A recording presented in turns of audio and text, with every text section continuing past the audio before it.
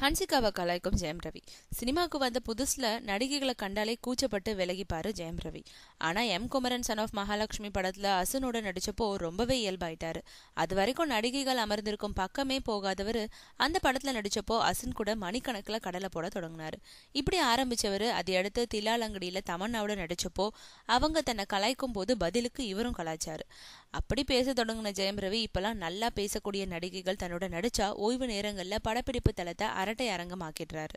அந்த வகையில இப்போ தனி ஒருவன் படத்துல நயன்தாராவோட நடிச்சிட்டு இருக்கவரு அவங்க மேல உள்ள மரியாதைனால அடக்கி வாசிச்சிட்டு இருக்காரு. ஆனா ரோமியோ ஜூலியட் படத்துல தன்னோட நடிச்சிட்டு வரும் ஹன்சிகாவை தினம் தினம் கலாய்ச்சி எடுக்கிறாராம் ஜெயம் ரவி.